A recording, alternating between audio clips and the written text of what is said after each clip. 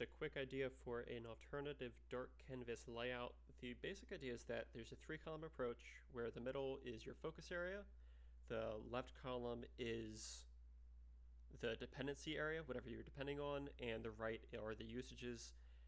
In the middle here, you can see we have a search bar at the top, we have a filter on the right, and then below that we have all the results. So, depending on whatever criteria I've put in this case, let's say I've put in no criteria so far, I would have listed out all of the top level handlers, including functions and crons and whatnot.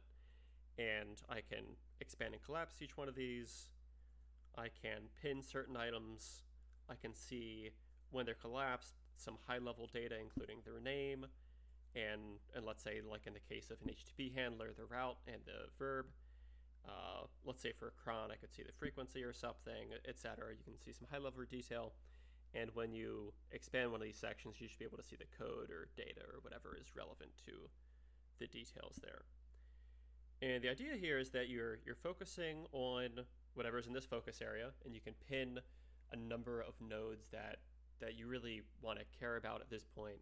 And as you're pinning those, the dependencies of those would show up. So you can see here this first pinned item has some kind of dependency. Let's say it's a function or a cron or something like that, and it has a number of dependencies that we do, and we can see the connections between the focus node and the dependencies. Below that, we can see other nodes they were able to focus on. If we want to take a quick peek at the code for one of these, we could click on the expand button and again see the full view of one of those. And on the right, we see all the usages. So we see in this case that this function here has a test that is covering it. It has some HTTP handler that's using it. Again, these individual things can be expanded and collapsed. At the top here, we'd also have an option to filter and maybe search, similar to on the left.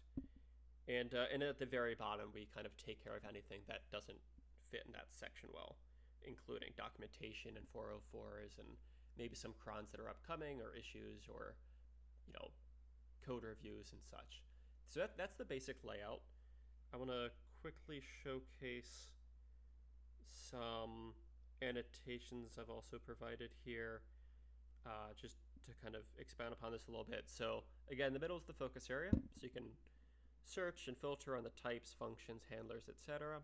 You can pin one or more of the results. The dependencies and usages on the left and right relate to all pinned items. I'm not sure why that just showed up there.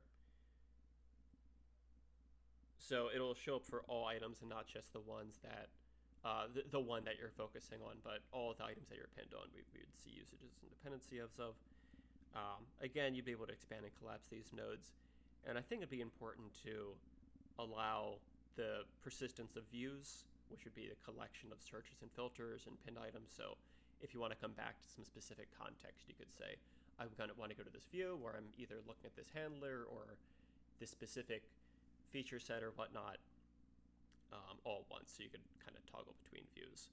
So that's the focus area. Again, on the right, you find all the usages. I don't think there's too much to say there.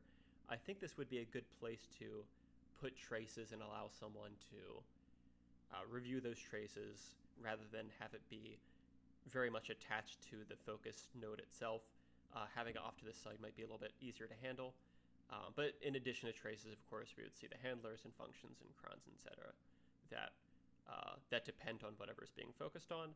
And on the left, jumping to dependencies, again, we would be able to see types, data, functions, and etc. that the focus nodes are depending on. I believe that could also include the traces of the children, as well as any feature flags that may be kind of cross-cutting across a number of different focus nodes. And in case it wasn't clear, throughout these, I think it'd be nice to be able to edit any of these nodes pretty quickly. So let's say you're looking at an HTTP handler and you see it's dependent on some function. It'd be nice to kind of stay in the view where you're focused on an HTTP handler, and on the left-hand side you can view the function dependency, quickly edit some code, and then see that change take effect.